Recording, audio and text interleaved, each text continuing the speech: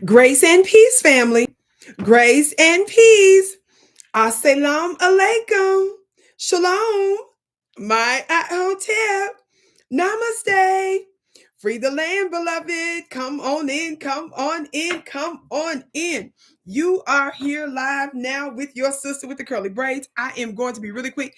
Family, it has been a minute since I've sat down with you live. I literally just left African Diaspora News Channel, the network. I do content on live Tuesday through Thursdays. I also give other content there as well, international content in addition to my lives. So be sure to check me out there as well, family. Hit that thumbs up button, share, share, share. You all know I say this all the time. Many of you are used to finding me on other platforms and networks that I helped to build over the years. Of course, there's been some changes on some of those other networks, but you, of course, can still find me on the platform that I just mentioned, ADNC network, and I'm on different platforms with them, and also my channel here, Vicki Dillard TV. I'm trying to make sure that I don't abandon this one altogether and do better by going live. But I got so much behind the scenes stuff and projects that's going to be released this year, so that's been taking up a lot of my time. In addition, of course, making sure that I put my health first, which is why I changed going live 5 days a week like I used to for years. And in addition to that, I was giving content on other platforms. Yes. So I'm trying to make sure from time to time I put content on my channel here, beloved. I still post in the community page when I'm doing different things. So thank you so much for tuning in. Oh, Miss Sharifa. She said I was at African Diaspora and you were on fire. Thank you, precious. But I wanted to come to you all real quickly because I have a meeting actually in just a few minutes. And so I said, let me pop in real quick with the family. Yes, y'all hit that thumbs up button and share, share, share. How many of you all know very quickly, family, about the movie Sinners that's been out? Now, this is going to shock some of you all. Y'all, I just told my assistant some days ago, hey, I want us to get this. I want us to actually watch it together, blah, blah, blah, right? But before I even had a chance to sit down, family, to watch the movie, because everybody and their mom has been talking about it, everybody's giving interpretations, breakdowns, spiritual insight, political insights, all kinds of stuff to it, right? And so, but in the process of me looking into it, I was seeing online so much hate for the film from the haters, the typical haters, and the white supremacists and all those folks, right? And then I was shocked to find out that some of our own people were not real happy with the fact that the FBAs may have actually had something to do with the inspiration of this particular movie. I hear some of y'all saying you loved it. Hey, hey, beautiful in green, looking so lovely. Thank you so much. Who said that? Somebody else says that you loved it. Somebody said, I'm going to check it out. Yes, I plan on doing the same. But my very short broadcast, I've been talking about this on African Diaspora News. I've been talking about this on different platforms. I said, look, let me tell my family about it real quick. Family. Can you all hear this okay? Of course, this is on the Copyright Act of 1976. He did several interviews. How many of you have been seeing any of the interviews he's been doing, right? Somebody said white people hate it because they the villains. Child. Watch this. So there are different kind of folks that are not too happy. And including some of the members of the Boulets. Some of the members of the Boulets are upset. And I'm going to tell you why here in just a minute. Why some of the Boulets are upset. Our sister said, yes, it's a deep movie. I love the dance scene. I felt my ancestors dancing with me for years. Yes, you always big on that. I want y'all to watch this, okay? I told you I have a meeting here quickly. And remember, I said he's done many interviews, right, about this. I've been watching some of his interviews.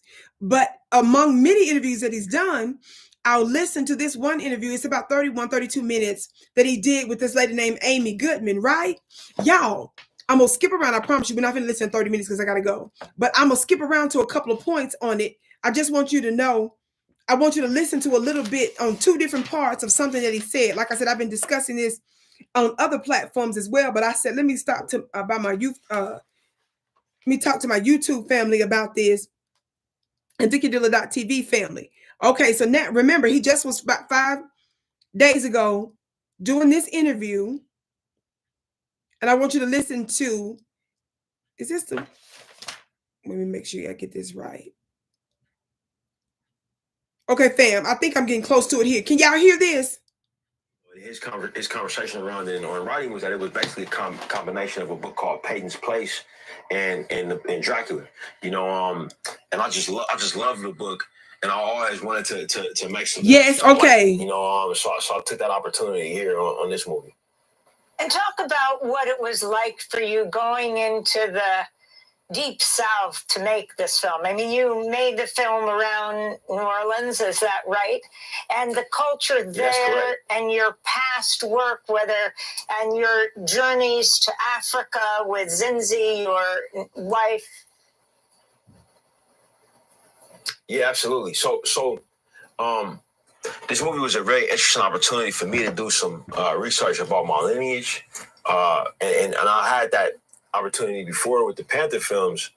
And in that situation, me being a foundational Black American, my family has been here, for over 400 years, essentially, in North America. But the Panther films allowed me to travel back to the continent of Africa and spend time there and contemplate our distant ancestry as it relates to the continent, as it relates to the diaspora. This movie afforded me the opportunity to go back to my more recent lineage, 100 years or so, and go back to, the Mississippi, a state that I had never been to. I'm almost 40 years old, and my matrilineal grandfather was born in Mississippi. My uncle, who was so important to my life, was there until he was a young man, and I had never been. And it was a beautiful experience. I gotta stop there. So why is folks mad that he's sitting there associating with the FBA? But what's so extraordinary about this family? Everybody hit that thumbs up button, share. I see some of y'all in here saying, what? Listen. How many of you all know that FBA is a term that was specifically started from foundational Black Americans? That's what the acronym stands for. Us, those of us in the grassroots, specifically our brother Tariq Nasheed. I credit him really for that specific term, even though, of course, we was always pushing reparations. We were always pushing for justice. But how many of you all know there are other groups that popped up that are little clubs and stuff? They got too many suspect ties to the Democrat Party. They got a lot of different group stuff going on. One of the little leaders over there some years ago attacked me, child. If you're attacking me, as down as I am for reparations, you got to be suspect. So because they doing some stuff they was doing, I don't know. I'm not even going to speak on that because whatever. But FBA was important because FBA is not a club. It's not a corporation. It's not a business. It's a lineage. How many of y'all know that's what that is? You can't have a president of FBA. You don't have secretaries and stuff. The FBA was specifically brought into existence to delineate about this specific and unique lineage. It's not about being a divisive, you understand? It's not about trying to start no drama, and it's certainly not about trying to start no mess. It was actually trying to get out of a mess of people trying to mix us in a social weirdo cocktail. Stop. Talk back to me, somebody. Smooch is back, beloved. Are y'all listening? Everybody hit that thumbs up button, share. Yeah, I got to go real quick. If you're just coming in, beloved, be sure to watch the whole broadcast. Some of you all have seen me on other platforms and networks. Somebody just said you just saw me on African Diaspora News channel. I have been talking about this for the past couple of days, but I wanted to come to my channel and talk to you about it personally. Of course, you all know I haven't been doing as much content here. But I wanted to pop in from time to time to make sure that I keep my personal channel going. Yes, y'all watch this. Hey, Miss Aquarius, that's my beautiful moderators in the building. So did you all hear that? Now that's important, family. Why? How many of you all know that FBA is specific and it's a term unique to us? Yes. Now, even if a person does not say, well, I don't associate with the FBA, that doesn't mean that they're not necessarily FBA. Talk black to me, somebody. But we embrace it. Yes. And we embrace it specifically for justice for those of us who are responsible for the creation of this thing that's known as the United States of America. We are not immigrants, legal or illegal. Talk black to me, somebody. We were forcibly brought here. And what distinguishes us, if you want to get real technical and throw us in the loop like some of you all have been trying to do so desperately, saying, well, hey, you guys are immigrants. We're all immigrants. No, we're not. And you know the difference. You playing dumb. But to the degree that you want us to go down this little weird rabbit trail with you, which we're not going all the way down there, we'll let you go down the trail and shove you through the little hole for the trail. We're going to stay on the outside. And from the outside of the cave and the hole that we're going to shove you down, little rabbit, to go way, way down by yourself. We're going to be on the outside screaming and hollering on the inside. But just FYI, the Constitution legalized slavery. So if you want to be real technical like that, the fact that they labeled us as property and the enslaved, we were codified in law, even as property, as diabolical and as wicked and as unrighteous and as immoral and as unjust as that is, it is nevertheless true. So we can get real technical around this piece. Now, how many of you all know that the Boulets and the powers that shouldn't be mocked us for separating ourselves? How many of y'all know they keep trying to come against us about having that delineation? Yes? How many of y'all know people playing dumb like they don't know what that means? So when you all saw me in Washington, D.C. last year for the FBA's second reparations rally, and we spoke powerfully and continued to make our demands to these United States of America, in addition to the work that we're doing by seeding the message and growing this energy and this lineage, the consciousness of this lineage amongst our people from the ground up, from folks just like you, without any of the massive resources that those that are in legacy media, cable media have. All them folks that mocked us on CNN, the MSNBC folks, the Joy Reids and stuff that target us. All of the folks that work for mainstream white media that mocked us and targeted us, most of them don't have jobs. How many of y'all know they don't have jobs? How many of y'all know the one that got in the White House that attacked us? She doesn't have, but she thought she was going to be press secretary. I've been prophesied to her way in advance. That was never going to happen, ma'am. Your destiny is football. Your destiny was Broncos.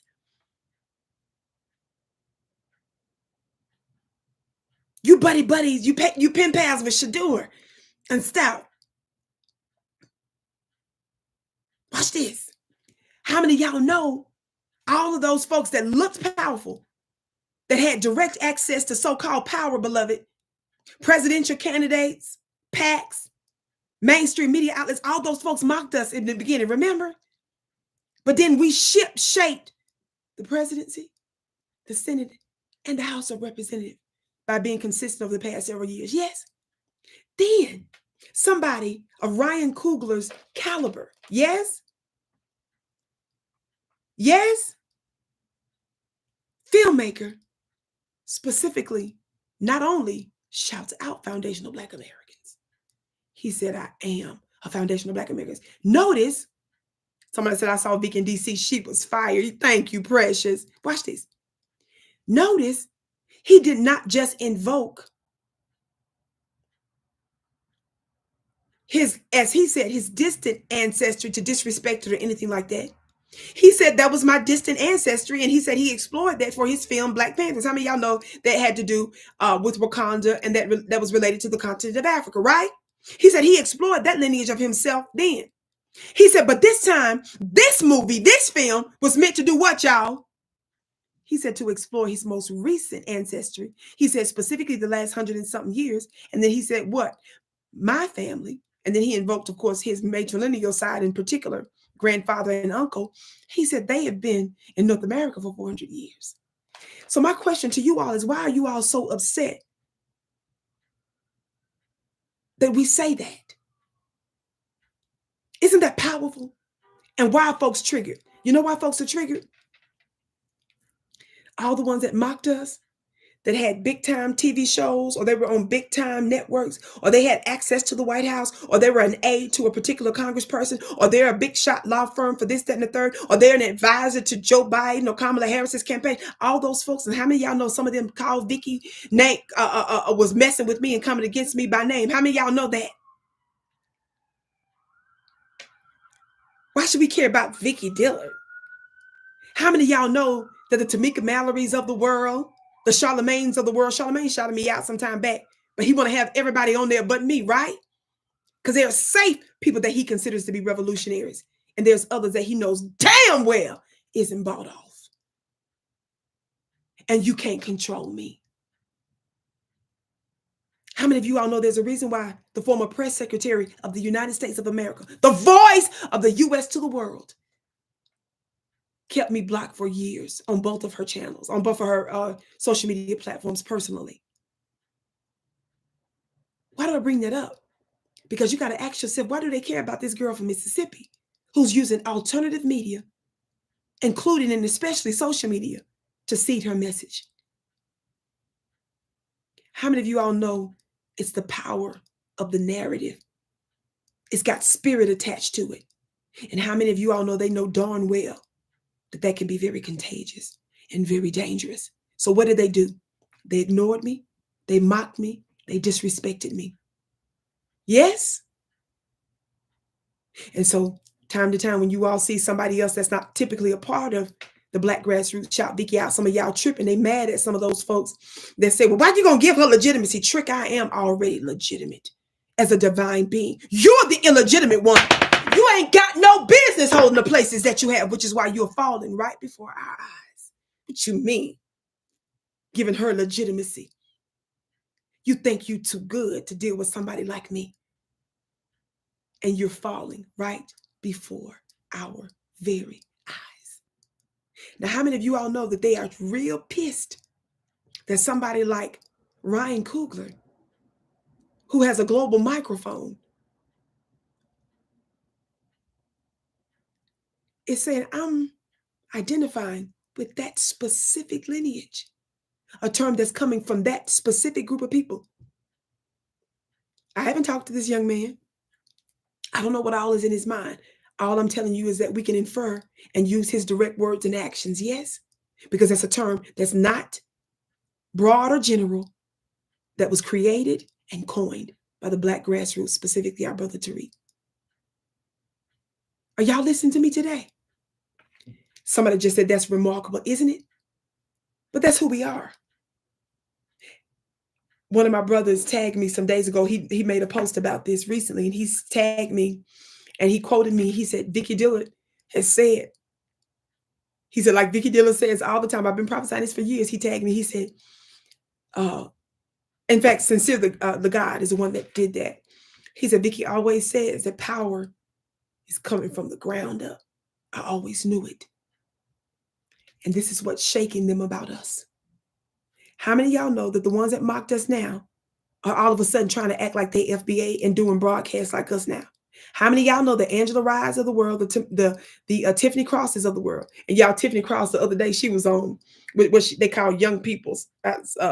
Someone sent me that link. And I try to keep up with some of the stuff that they do from time to time, but it's overwhelming. And so there's no way in the world I could ever watch all this stuff. So I got to do little, okay, 10 minutes and then click off type stuff. But I do try to keep up with the spirit and the energy, what folk, them devils are up to. Watch this. So, I know they got a podcast together, right? Tiffany Cross, Angela Rye, and Andrew Gillum and all that. And of course, we got to use them just like I talk about Roland. It's not because you're powerful or important. We got to use you because you're the proxy for all the losers and the boule and all the Black folks that came against us. So let's be clear. That's why I have to invoke you. You're a proxy for all the Black losers and the Black anti-Black people. All the Black looking people that's pushing party over your own. All of you all that ain't really pushing reparations, all of you that's just trying to get a White House suite. That's why I invoke you, not because you real powerful and important. It's to laugh and humiliate you for coming against us because you deserve it. You've shown yourself to be an enemy to my people, so of course I got to call you out. Watch this. Tiffany was on, and I get why I saw, I looked at the link that was sent, but I get why I was sent the link because people felt like she was specifically talking to me because she said, talking about me, because she said, yeah, because how she had a problem, with people with hair and nails. Baby, child. And how she would basically look at them crazy and not serious. And ma'am, you don't have a job, though, and stuff.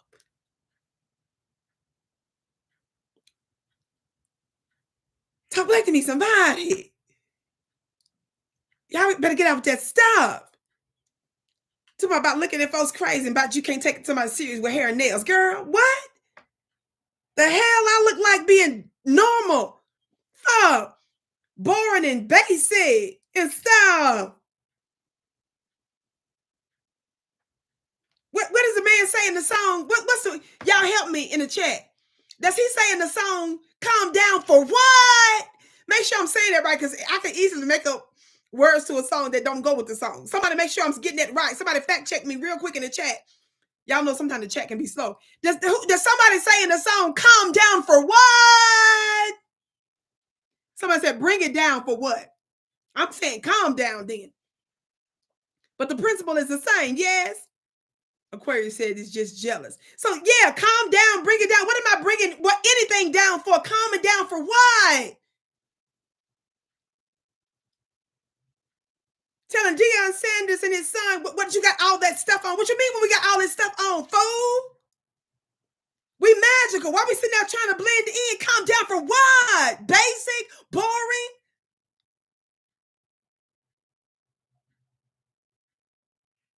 With your insecure self. I don't be asking permission for stuff. I do me. In all of its glory. Just everything big and glorious and what I want and what I like. And if you like it too, okay, great, wonderful. I'm a 46-year-old girl from Mississippi. What I care about what you think, a child? Been through hell and high water. I'm here for an assignment from the divine realms. What do I look like? Worried about what a mere mortal thinks. Calm down for what? Bring it down for what?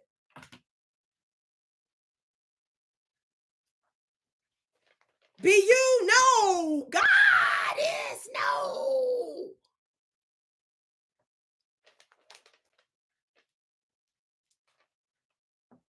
Get to the next part, Vicki. Y'all, the entire 32-minute interview was off the chain. Yeah, I gotta go. Look, I'm getting close to the meeting. I gotta get this link because I gotta get on this meeting. Watch this, quick. I don't look. See, I be triggered and stuff. Let me skip. Again, this is on the Copyright Act of 1976. Y'all listen to a little bit more. He said it's only a couple more minutes, okay? Can y'all give me a couple minutes? Somebody said it's turned down for what? Child, I done said, what I say? I said calm down for what? Somebody else told me bring it down. I wouldn't have said it unless y'all told me bring it down. Somebody else just said turn down for what? All that. What am I turning it down for? If it's too much volume, if the glory of Vicki Dillard is too much, you know what you can do? With all of the billions probably of channels and people on social media, you know what you can do? When the wattage, see, everybody doesn't have the capacity to hold this level of wattage. So what you're supposed to do when it's too much for you, when I'm not for you, what you're supposed to do? Somebody help me in the chat for the people that's confused. And they sit on there and tell you how they don't like you. You too much. Why you like that? This and the third. What you supposed to do? What you supposed to do? When you come across a Vicki Dillard and you can't take the wattage. Somebody put a battery in the chat. Somebody put a light in the chat. Then somebody that's got some sense put a couple of suns in the chat. Hillary said change the station. See, people that's low self-esteem, they think you're supposed to conform to keep you at the station. I tell you, you better get your off my station. You better get your.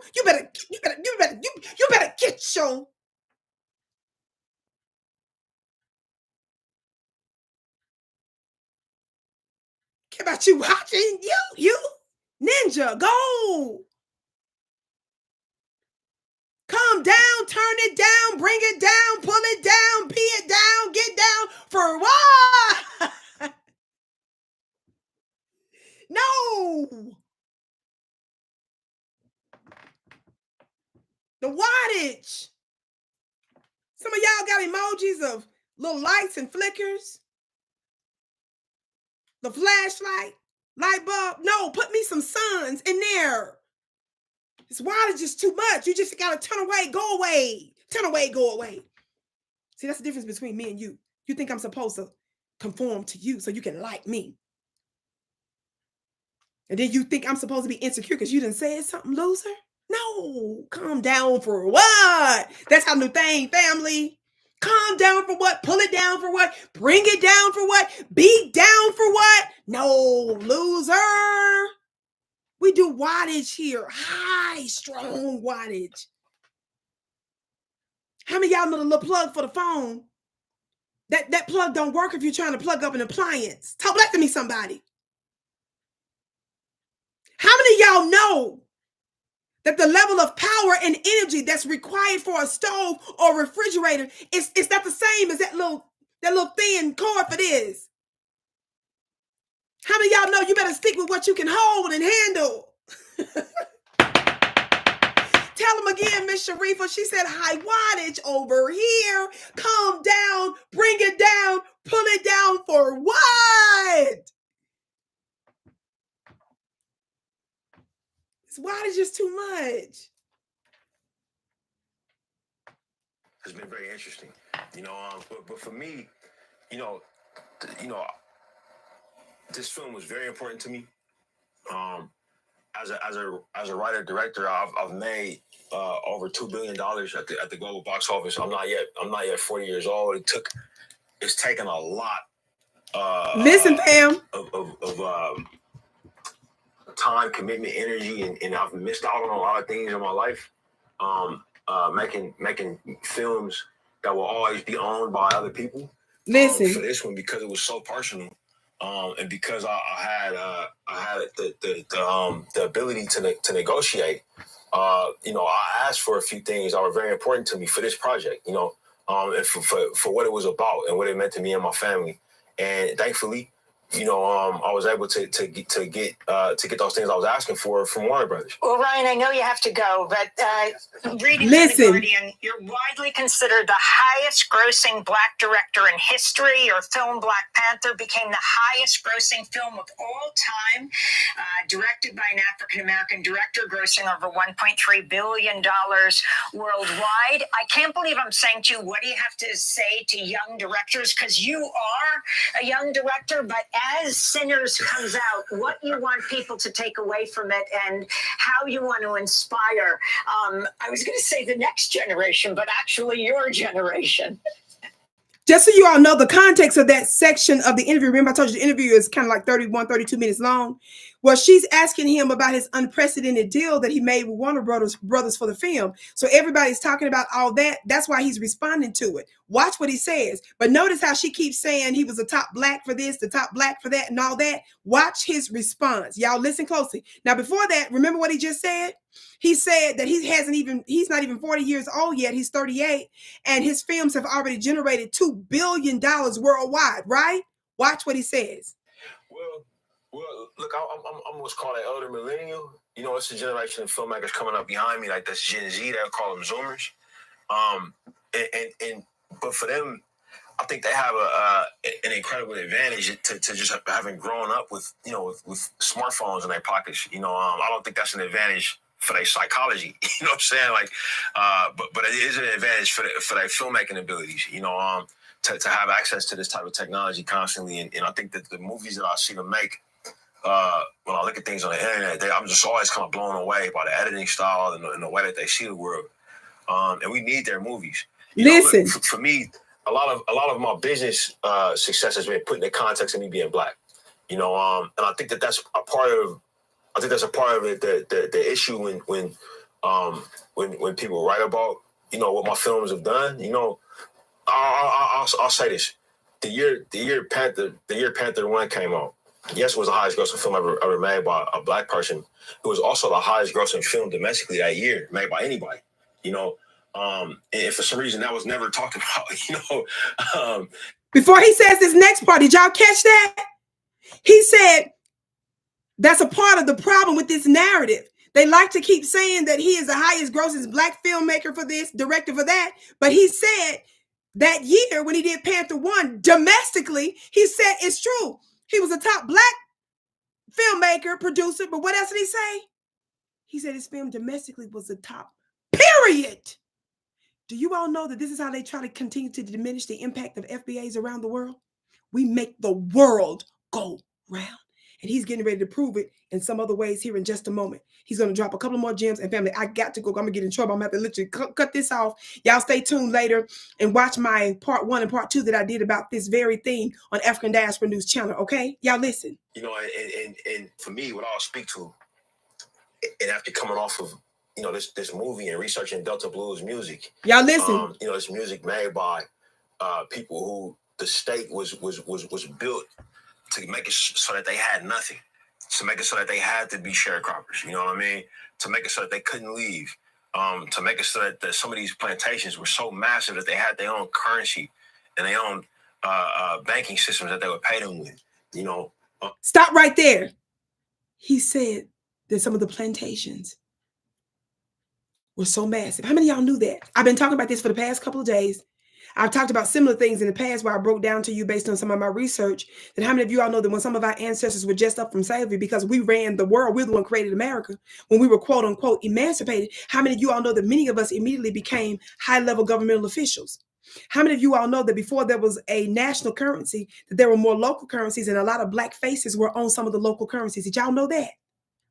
That they were the treasurers and so forth in these regional areas. We make the world go round. How many of y'all know that some of those plantations were so massive, they had their own banking systems and their own currencies?